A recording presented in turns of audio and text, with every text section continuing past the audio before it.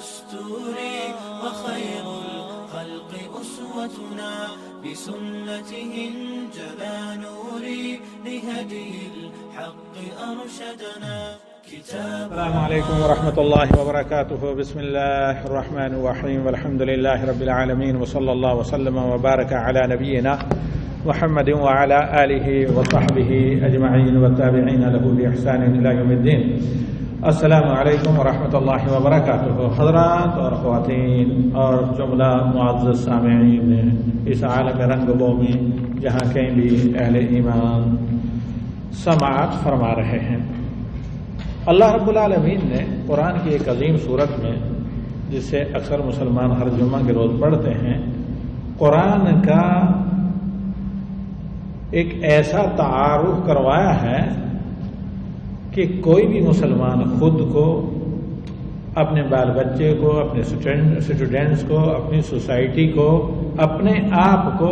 حتیٰ کہ جس شعبے اور ڈپارٹمنٹ میں وہ کام کر رہا ہو، سیدھا کرنا چاہتا ہے کسی ایسے قالب کے ذریعے، کسی ایسے مولڈ کے ذریعے، کسی ایسے جس کو سانچہ بھی غالباً کہا جاتا ہے، تو وہ قرآن ہی ہے کہ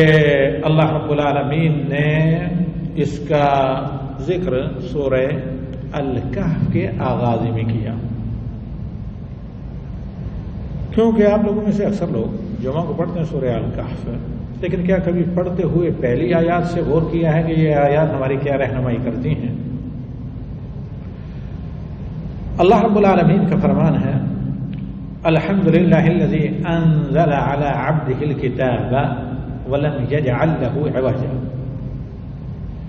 تمام حمد و ثناء اور ستائش ذاتی صفاتی اللہ رب العالمین کے لیے، یعنی اللہ ہی ان کا مستحق ہے جس نے اپنے بندے محمد صلی اللہ علیہ وسلم پر الکتاب دا بک یعنی ہولی قرآن کو نازل کیا. یا الکتاب ہے یعنی کامن نہیں، پراپر نام، جس سے مراد قرآن کریم ہے. اور سب سے عظیم لقب جو اللہ نے اپنے نبی کو دیا ہے وہ عبدیت کا ہے، یعنی اپنے بندے محمد صلی اللہ علیہ وسلم پر نازل کیا. آگے دیکھیں، وَلَمْ يَجْعَلْ لَهُ عِوَجًا. اس قرآن کو آپس میں اس کی آیات کو ٹکرانے والا نہیں بنایا، اس میں تضاد نہیں ہے، اس میں آیات میں آپس میں ایک دوسرے کی کئی مخالفت نہیں ہے. اور 10ویں تفسیر کا میں نے اس سلسلے میں جائزہ لیا ہے مستعین باللہ وبتوفیقہ، اور یہ کہ اس میں کوئی چیز الجھی ہوئی نہیں ہے، ٹیڑھی نہیں ہے. آپ پڑھیے، بار بار پڑھیے. قرآن کیوں کہا جاتا ہے فعلان کے وزن پر؟ ایسی بک جس کو بہت زیادہ پڑھا جاتا ہے، اس سے زیادہ کسی اور بک کو نہیں پڑھا جاتا. ایک دفعہ آپ پڑھے نہیں سمجھ میں آتا ہے، دوبارہ دہرائی نہیں سمجھ میں آتا ہے، سے بارہ دہرائیے. تو یہ کتاب اللہ تعالیٰ نے اس کو کیا بنایا؟ مولڈ یا قالب یا سانچہ امت مسلمہ کو انڈیویجولی طور پر اور سوشل طور پر، انفرادی طور پر، اجتماعی طور پر، دینی طور پر، دنیاوی طور پر سیدھا کرنے کے لیے. کیونکہ عموماً بچے جب پروان چڑھتے ہیں بلوغت سے قبل وہ خام مال ہوتے ہیں، را مٹیریل، جیسے میلٹ ہوا سونا یا کوئی بھی چیز ہو، یا جس مٹی سے پیدا کیے گئے ہیں، کلے یا سلسال، جس کو اللہ نے قرآن میں کہا، آج بھی کلے کو سلسال ہی کہا جاتا ہے گارا کو. تو اس مٹی کی طرح کیا ہوتے ہیں، اگر نم ہو تو یہ مٹی بڑی زرخیز ہے ساتھی. اب اس کو جب مولڈ میں رکھیں گے، جس طرح کا وہ سانچہ یا جس طرح کا وہ مولڈ یا جس طرح کا قالب ہوگا، وہ مٹی ویسے ہی ڈھل جائے گی. تو اللہ تعالیٰ نے یہاں کہا ہے کہ آپ لوگوں کو ہر اعتبار سے سیدھا اور درست کرنے کے لیے کیا ہے؟ قرآن کریم. الحمدللہ الذی انزل علی عبدہ الکتاب ولم یجعل لہ عوجا. وہ ذات جس نے اپنے بندے یعنی محمد صلی اللہ علیہ وسلم پر، ان کا سب سے بڑا اعزاز عبدیت ہے اللہ تعالیٰ کی، ان پر کتاب قرآن کو نازل کیا اور اس کا سمجھنا مشکل نہیں بنایا، اس کی آیات آپس میں ٹکراتی نہیں، اس میں تناقض نہیں، اس میں ٹکراؤ نہیں، اس میں مخالفت نہیں۔ اب یہ کتاب کیا کرتی ہے؟ قیما، گھر کے اعلیٰ ذمہ دار کو جو صحیح کمانڈمنٹ رکھتا ہو گھر میں، یا کسی ملک کا ایسا حکمراں جو فل پاور رکھتا ہو لوگوں کو برائی سے روکنے کے لیے، اچھائی کرنے والے کے لیے، ایسے آدمی کو قیم کہا جاتا ہے۔ اسی لیے کسی بھی ادارے کو اعلیٰ ذمہ دار کو قیم کہا جاتا ہے۔ ابن القیم الجوزیہ، یہ قیم کسی کا نام نہیں تھا، امام ابن قیم جو ہیں شمس الدین، ان کے والد ایک مدرسے کے جو تاریخ یار کے بہت بڑے عالم ہوئے ہیں، قیم تھے، یعنی ذمہ دار اعلیٰ تھے، ایک اچھے ریسپانسیبل جو ہے ان کی شخصیت تھی کہ اچھی ریسپانسبلٹی کے ساتھ اپنے اس ادارے کو چلاتے تھے، تو ان کو قیم کہا گیا۔ قیما لینذر، یہ کتاب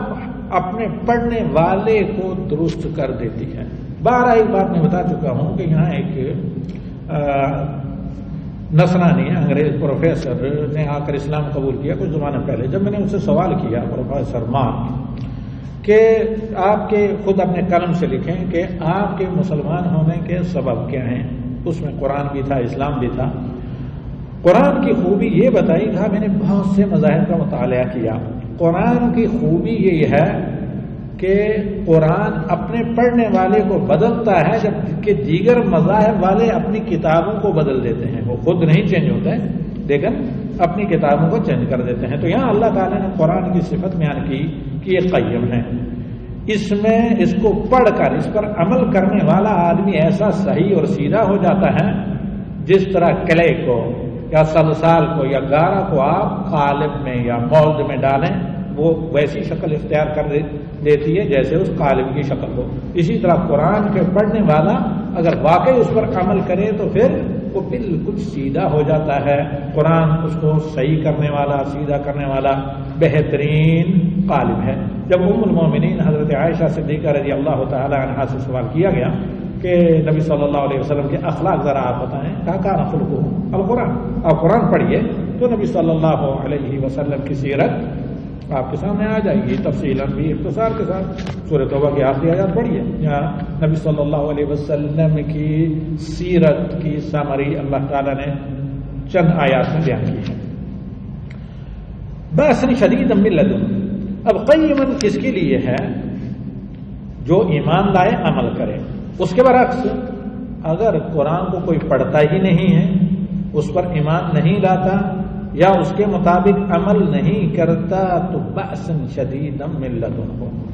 تو اللہ تعالی کی طرف سے انتہائی سخت عذاب کا وہ انتظار کریں۔ وَيُبَشِّرُ الْمُؤْمِنِينَ الَّذِينَ يَعْمَلُونَ الصَّالِحَاتِ، اور اہل ایمان کے لیے بشارت ہے جو صالح عمل کرتے ہیں، ایمان قرآن پر لاتے ہیں، اس کے مطابق صالح عمل کرتے ہیں، أَنَّ لَهُمْ أَجْرًا حَسَنًا، کہ ان کے لیے بہت ہی بہتر اجر و ثواب ہے۔ یہ ہیں آیات 1 سے لے کر 1-2 سورہ الکہف۔ اللہ تعالیٰ کی سب سے بڑی نعمت بنی نوع انسان پر کیا ہے؟ اسلام، جو انسان کی تخلیق سے نہیں، کائنات کی تخلیق سے اللہ کے بندوں کا دین رہا ہے۔ پھر ہر زمانے میں موقع محل کے اعتبار سے شریعت نازل ہوئی، ان شریعتوں کے ذریعے ان شریعت کو یعنی ایک اللہ کے دین کے مطابق زندگی گزارنے کو، اس لا کے لیے اللہ تعالیٰ نے آسمانی کتابیں نازل کی، ہر نبی کے زمانے میں علیحدہ شریعت، جبکہ سب انبیاء کا دین اسلام ہے۔ پھر ان کتابوں کی تشریح کے لیے، تعلیم کے لیے قرآن کریم جس طرح نازل کیا، دیگر نبیوں پر بھی کتابیں نازل کی گئیں۔ اس قرآن کریم کو رحمت للعالمین صلی اللہ علیہ وسلم کے مدرسے میں کس طرح پڑھایا جاتا تھا، آج ہم اسی کا انٹروڈکشن کریں گے، اور آئندہ ہفتے سے سورہ فاتحہ کی شروع کی آیات کی اسی انداز سے قرآن تدبر و عمل کی تفصیل۔ اب اللہ کے نبی صلی اللہ علیہ وسلم کے مدرسے میں کیا قرآن کو صرف پڑھا دیا جاتا تھا، یا صحیح طریقے سے تجوید کے ساتھ پڑھایا جاتا تھا؟ پھر قرآن کو صرف پڑھا لیا جاتا تھا یا اس کے ساتھ حفظ بھی کیا جاتا تھا؟ یا صرف پڑھنے اور حفظ کرنے پر اکتفا کیا جاتا تھا یا اسے سمجھا بھی جاتا تھا اور سمجھنے کے بعد عمل کر کے دوسروں تک بھی پہنچایا جاتا تھا یا کچھ چند لوگوں کو چن کر حفظ کروا دیا جاتا تھا، اس کے بعد صرف اتنا کافی سمجھ لیا جاتا تھا کہ بھئی ایک آدمی حافظ ہے، حافظ صاحب ہیں، لوگوں کے تراویح پڑھانے کے لیے، نماز پڑھانے کے لیے کافی ہیں، نہ وہ سمجھے اور بوجھیں اور نہ پیچھے سمجھنے والے کو سمجھے اور بوجھیں۔ آج حقیقتاً اسی موضوع پر ہم تفصیلاً روشنی ڈالیں گے۔ کوئی بھی بندہ ہم میں سے، آپ میں سے، بنی نوع انسان میں سے عبودیت، بندگی، توحید کے منازل میں ترقی کرنا چاہتا ہے، جس کو درجات کہا جاتا ہے، ذلت کے نیچے والے درجات کو درکات کہا جاتا ہے، درکات۔ اگر درکات سے بچنا چاہتا ہے کوئی شخص اور درجات کی طرف، بلندی کی طرف اٹھنا چاہتا ہے، یعنی صحیح معنی میں موحدوں کے اعلیٰ درجے پر پہنچنا چاہتا ہے، تو اس کے لیے کیا ہے؟ اللہ رب العالمین کی اس کتاب کو تدبر کے ساتھ پڑھنا، تاکہ نزول قرآن کا جو مقصد الہی ہے اللہ رب العالمین کا وہ پورا ہو اور اتباع سنت نبوی علی صاحبہ الصلاۃ والسلام، صحیح صریح سنت نبوی جو ثابت ہیں اس کا مقصد پورا ہو۔ جو ہر آدمی، آپ جانتے ہیں، کسی کو بھی آپ کہیں گے کہ بھئی مسلمان ہونا ہے کلمہ پڑھو، دعا کریں گے کہ مرنے سے پہلے کلمہ نصیب ہو۔ لا الہ الا اللہ میں یہی چیز ہے، توحید، عبودیت کا اعلیٰ درجہ، اور محمد رسول اللہ دوسرا جز ہے ایک ہی رکن کے جو سے، وہ ہے اتباع رسول صلی اللہ علیہ وسلم۔ یہی دو طریقے، یہی دو باتیں ہیں جس سے آدمی عبودیت کے درجات روز افزوں، جس قدر توحید اور عقیدے میں مضبوط ہو، جس قدر اتباع رسول صلی اللہ علیہ وسلم زیادہ کرے، اسی قدر اسے استقامت، پہلے عقیدہ توحید کی قوت اور پھر اس پر کنٹینیوشن یا استقامت اللہ کی طرف سے نصیب ہوتی ہے۔ اور یہی نبی صلی اللہ علیہ وسلم نے فرمایا، جب ایک طالب علم، ایک صحابی نے آ کر سوال کیا، یا رسول اللہ قل لی فی الاسلام قولا لا اسأل بعدک احدا، مجھے اسلام میں کوئی ایسی مختصر سی بات بتائیں کہ آپ کے بعد کسی کو مجھے سوال کرنے کی ضرورت نہ پڑے۔ کہا قل آمنت باللہ ثم استقم۔ یہ آمنت باللہ کیا ہے؟ قل آمنت باللہ یعنی زبان سے اس کا اقرار کریں تو عمل سے اللہ کی توحید پر قائم رہیں، اللہ کے ساتھ کسی کو شریک نہ کریں، اور پھر استقامت کیا، ثم استقم، پھر اس عقیدے کو لے کر نبی صلی اللہ علیہ وسلم کی اتباع کرتے ہوئے آگے بڑھیں، اور یہی صراط المستقیم ہے۔ اور اس صراط المستقیم پر ثابت قدمی استقامت کے لیے کیا ضروری ہے، آگے ہم بتاتے ہیں کہ قرآن کو کس طریقے سے پڑھنا ضروری ہے۔ اور اللہ تعالیٰ کا یہ فرمان نہ بھولیں کہ قل ان کنتم تحبون اللہ فاتبعونی یحببکم اللہ ویغفر لکم ذنوبکم واللہ غفور رحیم، آل عمران کی 31 نمبر آیت سے۔ تو یہ کب حاصل ہوتا ہے؟ یعنی توحید یا اللہ کی حقیقی معنی میں عبودیت اور نبی صلی اللہ علیہ وسلم کی اتباع، جب اللہ کے قرآن کو آدمی صحیح طریقے سے پڑھے، صحیح طریقے سے سمجھے، اور پھر سنت نبی صلی اللہ علیہ وسلم کو اس کی اولی اتھینٹک تفسیر قرار دے اور ان دونوں کے مطابق عمل کرے، تبھی جا کر اللہ کے اس حکم پر آپ اتر سکتے ہیں۔ قل، اے نبی لوگوں کو بتائیں، ان کنتم تحبون اللہ، اگر واقعی تم اللہ سے محبت کرتے ہو تو کیا کرو، فاتبعونی، نبی صلی اللہ علیہ وسلم کی اتباع کرو۔ نتیجہ کیا ہوگا؟ کیونکہ نبی صلی اللہ علیہ وسلم کی اتباعی صراط مستقیم ہے جو اللہ کی رضا تک پہنچاتا ہے، اور نبی صلی اللہ علیہ وسلم کی اتباع ہی کیا ہے؟ استقامت ہے، جس پر آدمی جب راہ پر چڑھ جاتا ہے تو پھر انحراف اور گمراہی کا، مس گائیڈ ہونے کا خدشہ نہیں رہتا، تو لہذا اللہ کی محبت تمہیں ملتی ہے۔ اور پھر اگر بشری تقاضے سے کہیں گناہ ہو رہے ہوں، ہو گئے ہوں، تو یغفر لکم ذنوبکم، اللہ تمہارے گناہوں کی بخشش کرے گا، واللہ غفور رحیم، اللہ تعالیٰ بہت زیادہ بخشش کرنے والا اور بہت زیادہ رحمت کرنے والا ہے۔ اب بہت سے دنیا کے بہت سے خطوں میں خصوصاً عرب ممالک میں حلقات تحفیظ قرآن میموریل جو سرکل ہوا کرتے تھے، حلقات تحفیظ قرآن جنہیں کہا جاتا ہے دروس قرآن، ان کا بہت بڑا کامیاب ترین رول رہا، اس میں شک نہیں۔ کس حد تک؟ قرآن کو صحیح طریقے سے پڑھنے تک۔ اور حالانکہ عرب کسی نہ کسی حد تک سمجھتے ہیں قرآنی الفاظ کا معنی، لیکن ان کو بھی تفسیر و شرح کی ضرورت پڑتی ہے۔ اس کے برعکس بر صغیر میں صرف تجوید و حفظ اور ماہر ترین حفاظ کو بھی قرآن کے معانی کا علم نہیں ہوتا، جو بہت بڑی مدارس کے ذمہ داروں کی طرف سے، والدین کی طرف سے، سوسائٹی کی طرف سے کوتاہی اور بہت بڑی لاپرواہی ہے۔ تو یہاں پر ان حلقات تحفیظ میں ماشاءاللہ لوگ حفظ کرتے ہیں، تجوید کے ساتھ پڑھتے ہیں، ساری چیزیں ہوتی ہیں، لیکن قرآنی آیات کے بالخصوص جن کا تعلق احکام سے ہے، حلال حرام سے ہے، ارکان ایمان سے ہے، ارکان اسلام سے ہے، ان کو سمجھنا جس طرح مدرسہ نبوی علی صاحب الصلاۃ والسلام میں عہد نبوی میں ہوتا تھا، ان کے معانی کو جاننا، ان کو سمجھنا، پھر ان کے مطابق عمل کرنا، یہ اس حد تک ناپید ہے، بالخصوص بر صغیر ہند و پاک اور عجم میں اس قدر یہ بالکل غائب ہے لوگوں کی سوسائٹی، مدارس سے، ذہنوں سے، کہ اکثر لوگوں کو سورہ فاتحہ اور آخر کی چند جو صورتیں ہیں ان کے معانی بھی معلوم نہیں ہوتے کہ ان کا معنی سمجھیں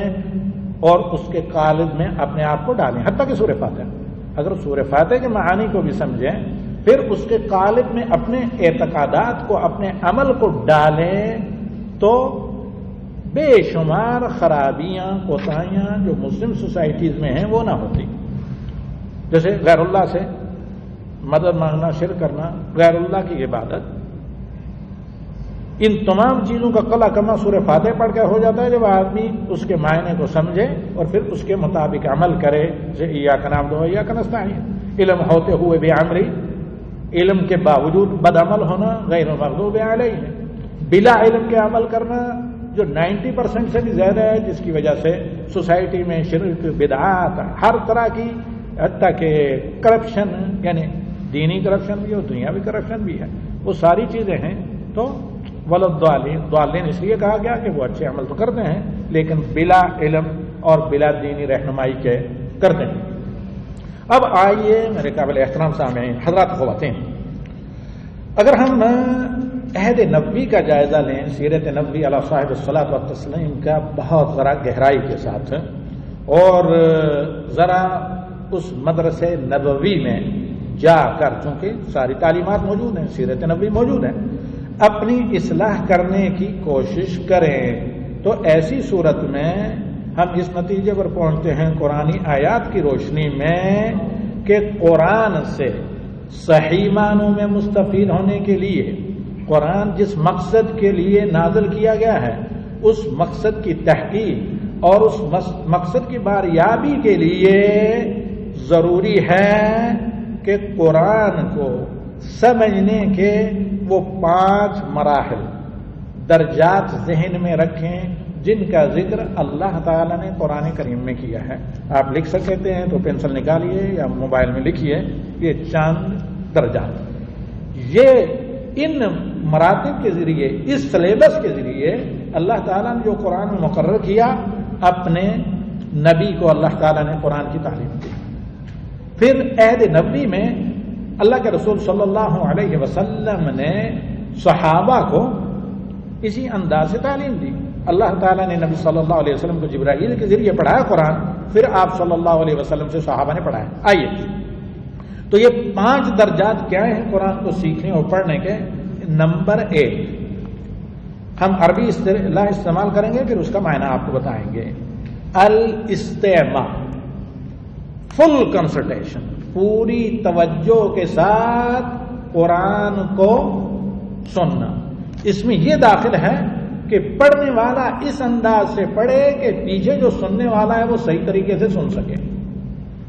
استاد یا استانی یا معلم یا معلمہ اس انداز سے قرآن کی تلاوت کرے. نمبر 1 صحیح مخارج کے ساتھ، نمبر 2 ادائیگی تجوید کے ساتھ، نمبر 3 جو تجوید میں آتا ہے جو نبی صلی اللہ علیہ وسلم کے صفات بیان کیے گئے ہیں، ہر آیت پر رکنا اور مد وغیرہ جو ضوابط تجوید ہیں ان کا خیال رکھا جائے. جیسے بسم اللہ الرحمن الرحیم، اور بعض صحابہ نے نبی صلی اللہ علیہ وسلم کے طریقے کو بیان کیا گیا ہے کہ اللہ تعالیٰ نے سورہ اعراف کی آیت نمبر 204 میں کہا وَإِذَا قُرِئَ الْقُرْآنُ فَاسْتَمِعُوا لَهُ، جب قرآن پڑھا جائے تو اس کو فل توجہ سے خاموش ہو کر پورے کنسنٹریشن کے ساتھ آپ سنیں، یہ آپ پر فرض ہے. وَأَنصِتُوا، انصات کا مطلب ہوتا ہے کہ خاموشی کے ساتھ آپ کی پوری توجہ دوسری طرف سے ہٹ کر اسی طرف ہو جو آپ سن رہے ہوں. لعلکم ترحمون، تاکہ اللہ کی رحمت تم پر ہو اس قرآن کے علم کے ذریعے. نمبر 2 التلاوہ، جب ایک طالب علم یا ایک آدمی قرآن کریم کو اچھے طریقے سے سن لے پھر تلاوت کی مشق کرے اسی انداز سے، کیونکہ جب جلدی کرنے لگے نبی صلی اللہ علیہ وسلم، جبریل جب آ کر قرآن پڑھاتے نبی صلی اللہ علیہ وسلم کو جلدی کرنے لگے تو اللہ تعالیٰ نے کہا لا تحرک بہ لسانک لتعجل بہ، جلد بازی کی وجہ سے آپ جلدی فالو نہ کریں، خاموشی سے سنیں جب جبریل پڑھ رہے ہیں، اس کے بعد اسے دہرائیں. اس لیے کامیاب مدارس میں یہ کیا جاتا ہے، پہلے سنایا جاتا ہے اچھے طریقے سے، پھر طلباء کو اسی انداز سے اسی ایکسٹینٹ سے اس کو دہرانے کے لیے کہا جاتا ہے. نمبر 2 تلاوت، سورہ بقرہ کی آیت نمبر 121 میں اللہ تعالیٰ نے کہا الذین آتیناہم الکتاب یتلونہ حق تلاوتہ، جن لوگوں کو ہم نے کتاب دی، یعنی کتاب قرآن کریم جن کے لیے نازل کی، جن کو اس کے پڑھنے کی توفیق دی، وہ اس کی ویسی تلاوت کرتے ہیں جیسے اس کی تلاوت کا حق ہے. قرآن کو صحیح مخارج کے ذریعے ادا کرنا، قرآن کا پڑھنا سیکھنا عربی زبان میں صرف ترجمہ نہیں، جیسے نازل ہوا ہے اللہ کے کلام کو اللہ کے ورڈ الفاظ میں قرآن کو سیکھنا یہ قرآن کا حق ہے، اس کو تجوید کے ساتھ پڑھنا یہ قرآن کا حق ہے، اس کو صحیح مخارج کے ساتھ ادا کرنا یہ قرآن کا حق ہے، قرآنی آیات کے معانی کو سمجھنا یہ قرآن کا حق ہے، اس پر عمل کرنا یہ قرآن کا حق ہے، اور اس قرآن کو دوسروں تک پہنچانا جس قدر آپ کو علم ہو یہ قرآن کا حق ہے. تو اللہ تعالیٰ نے سورہ بقرہ کی آیت نمبر 121 میں کہا، یعنی تلاوت جو قرآن کی دوسرے مرحلے پر استماع کے بعد تلاوت، الذین آتیناہم الکتاب، وہ لوگ جنہیں اپریسیٹ کیا اللہ تعالیٰ نے، جنہیں ہم نے کتاب دی یعنی قرآن کریم، یتلونہ حق تلاوتہ، اس کی تلاوت کرتے ہیں جیسا کہ اس کی تلاوت کرنے کا حق ہے. اور اس پر سب سے بڑا ڈاکہ ڈالا ہے قرآن خوانی کی بدعت نے، جو برائے نام اصال ثواب کے لیے کیے جاتی ہیں، حالانکہ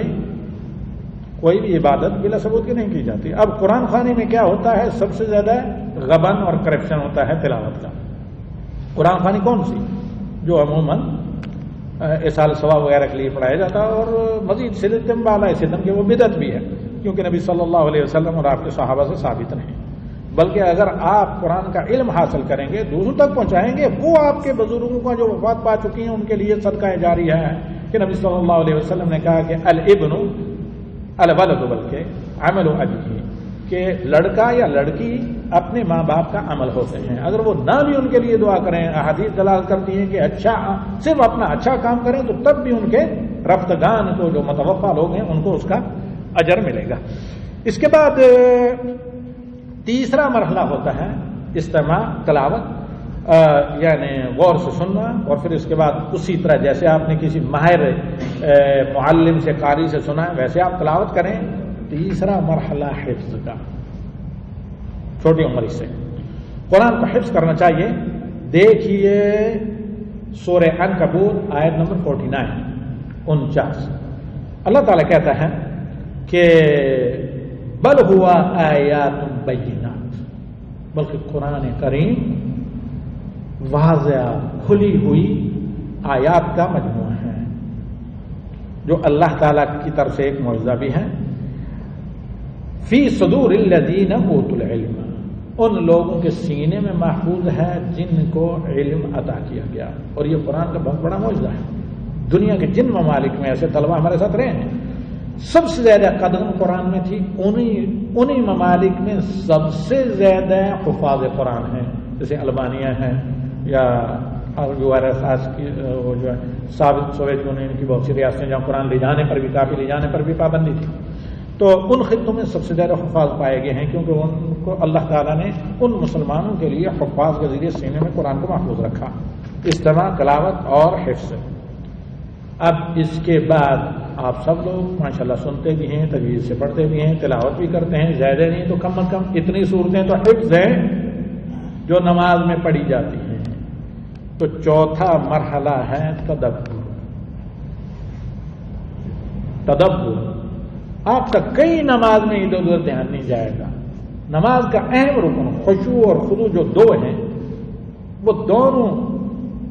اچھے طریقے سے ہماری نمازوں میں پائے جائیں گے جب جو قرآن کی تلاوت جن آیات کی ہم کرتے ہیں نماز میں یا سنتے ہیں ان پر غور کریں. تو سنیے، اللہ تعالیٰ کہتا ہے سورہ صاد کی آیت نمبر 29 میں 29 میں،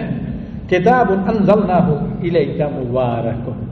ایک ایسی کتاب ہے محمد صلی اللہ علیہ وسلم جسے ہم نے آپ پر نازل کیا ہے، بہت ہی برکت سے مالا مال یہ کتاب ہے، مبارک کتاب ہے. لیکن صرف قرآن خوانی کے لیے یا صرف تبرک کے لیے نہیں، گھروں میں رکھنے کے لیے، بلکہ لیتدبروا آیاتہ، وہ لوگ، وہ انسان جن کو اللہ نے یہ عطا کی ہے، جن کی ہدایت کے لیے یہ نازل کی گئی ہے، وہ اس کی آیات پر غور کریں، فکر کریں اور پڑھیں. اور آئندہ صفحات میں آپ کو احساس ہوگا کہ آیات پر تدبر کا معنی مفہوم کیا ہے، اور اس سے آدمی کی دنیاوی زندگی، اخروی زندگی، مالی زندگی اور معنوی زندگی، سوشل زندگی، ہر طرح کی سول لائف کس قدر سدھرتی ہے، اور واقعی ان آیات پر تدبر کر کے اپنی اصلاح کی جائے. اور پھر پانچواں مرحلہ، کیونکہ پہلے 4 مرحلے جو ہیں یہ علم کے ہیں، حتیٰ کہ کلمہ پڑھنے سے پہلے بھی اس کلمے کا علم حاصل کرنا، اس کی نالج آپ پر فرض ہے. وَاعْلَمْ أَنَّهُ لَا إِلَهَ إِلَّا اللَّهُ کے تحت 5واں مرحلہ کیا ہے؟ العمل، کہ یہ جو قرآن آپ نے سنا، پھر صحیح طریقے سے اس کی تلاوت کی، اسے حفظ کیا، جتنا بھی حفظ کیا، حتیٰ کہ آیات احکام کیوں نہ ہو، اور الحمدللہ اور قل هو اللہ، قل اعوذ برب الفلق، قل اعوذ برب الناس کیوں نہ ہو. تو عمل، اللہ تعالیٰ کہتا ہے الذین یستمعون القول، یقیناً وہ لوگ جو اللہ کے کلام کو، اس قرآن کو سنتے ہیں. جتنے یہاں پر الفاظ آئے سب کے سب کامن نام او پراپت نام ہیں، سب سے مراد قرآن ہے. جو اللہ کے کلام کو سنتے ہیں فیتبعون احسنہ، پھر اس میں سے 2 چیزیں ہیں، بعض چیزیں افضل ہیں، فضیلت کی ہیں، اور بعض چیزیں رخصت کی ہیں. تو لہذا وہ جو زیادہ افضل کی ہیں، زیادہ اجر کی باتیں ہیں، ان کو فالو کرتے ہیں، اگرچہ ان کے لیے نفلی چیزیں، مباح چیزیں، رخصت کی چیزیں فالو کرنا جائز ہیں، کیونکہ قرآن میں سب کا سب حسن ہے. کوئی یہ غلط فہمی نہ سمجھے کہ یہاں کہا گیا وَيَتَّبِعُونَ أَحْسَنَهُ، اچھی قرآنی آیات کو فالو کرتے ہیں، تو یہ اس میں تفصیل ہے. قرآن کا سارا کا سارا قرآن اللہ کا کلام ہے، اور اللہ تعالیٰ نے قرآن کریم میں اس کو دیگر آیات میں حسن قرار دیا ہے کہ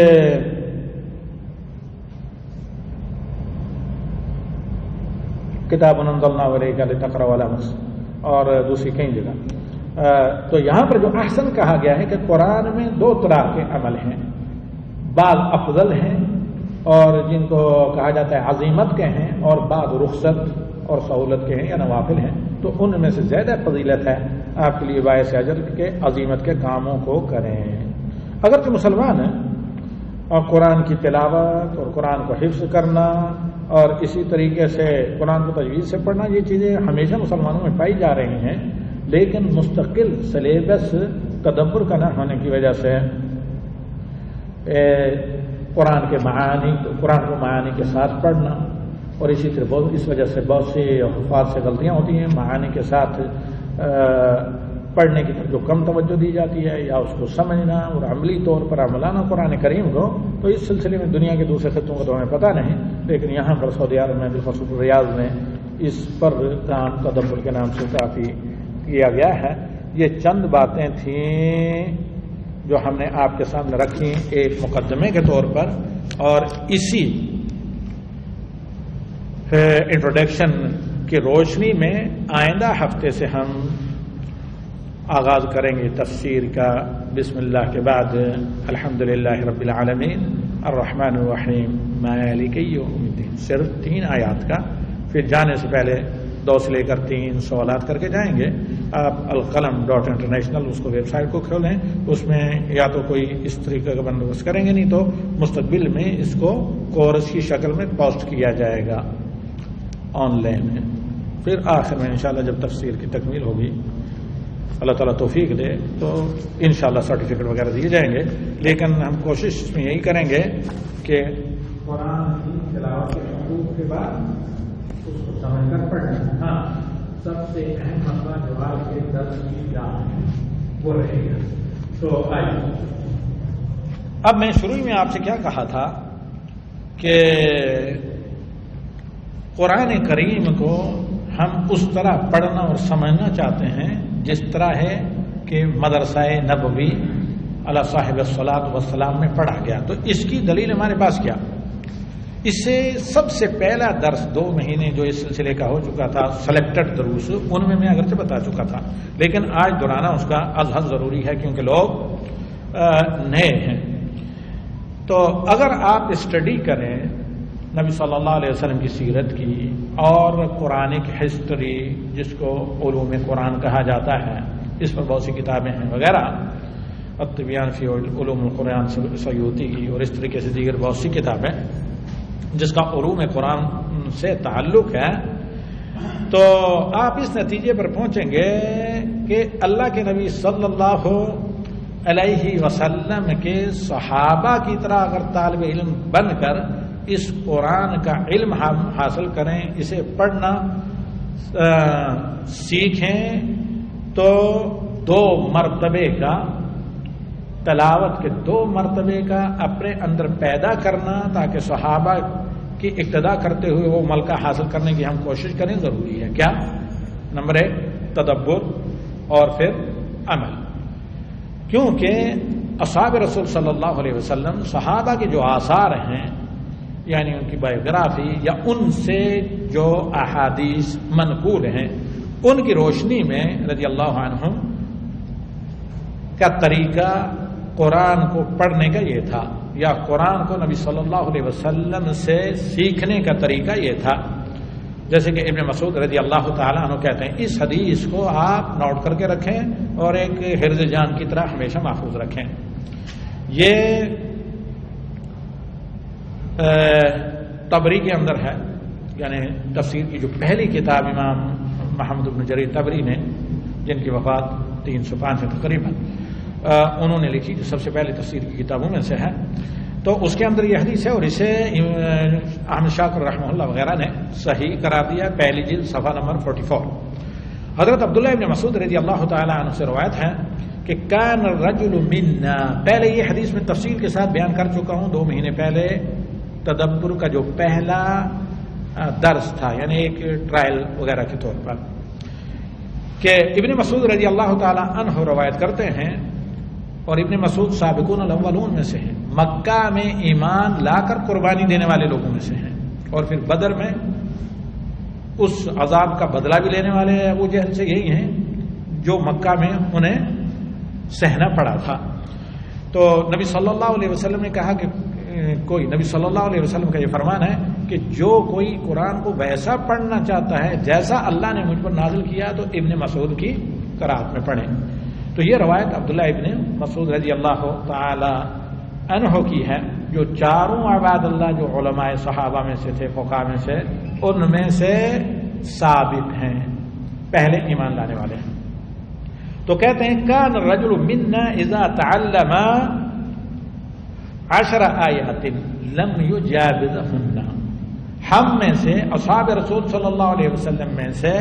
مدرسہ نبوی میں سے نبی صلی اللہ علیہ وسلم کے شاگردوں میں سے جب کوئی 10 آیتیں پڑھنا سیکھ لیتا قرآن کی، یعنی نبی صلی اللہ علیہ وسلم سے یا دیگر حفاظ اور علماء صحابہ سے، لم یجاوزہن، ان 10 آیتوں سے آگے دوسری 10 یا کوئی آیت پڑھنا شروع بھی نہیں کرتا، کب تک؟ حتی یعرف معانیہن، یہاں تک کہ ان 10 آیتوں کے معنی جان لیتا، ان کے میننگ کی نالج سے ہوتی، ان کے معنی کا علم حاصل کر لیتا، والعمل بہن، اور اس پر عمل کر لیتا۔ اور مزید ایک دوسری جگہ اس روایت کو میں نے تفصیل بیان کیا ہے صاحب کا دروس میں، یہاں تک کہ دوسروں تک اسے پہنچا دیتا۔ اور ہم بسم اللہ سے لے کر والناس تک قرآن کو پڑھ لیتے ہیں، اور اکثریت کو ایاک نعبد و ایاک نستعین یا الحمدللہ رب العالمین کا ہی معنی نہیں ہوتا، بلکہ بے شمار لوگوں کو لا الہ الا اللہ محمد رسول اللہ کا معنی معلوم نہیں ہوتا، جیسے میں نے چیک کیا ہے ایک کوشچنر کے ذریعے۔ اسی پر اکتفا کرتے ہیں، یہی وہ منہج نبوی ہے جو حدیث ابن مسعود میں بیان کیا گیا ہے۔ اسی کے تحت آج کا پورا یہ میرا درس تھا، اور اس میں دوبارہ اس حدیث کو ریپیٹ نہ کیا جاتا تو یہ آج کا درس بلا روح کا ہوتا، جس طرح احسان کے بغیر اسلام ہوتا ہے۔ تو اللہم علمنا القرآن مما جہلنا وارزقنا تلاوته آناء الليل وآناء النهار، اللهم علمنا ما ينفعنا وانفعنا بما علمتنا، وارنا الحق حقا وارزقنا اتباعه، وارنا الباطل باطلا وارزقنا اجتنابه۔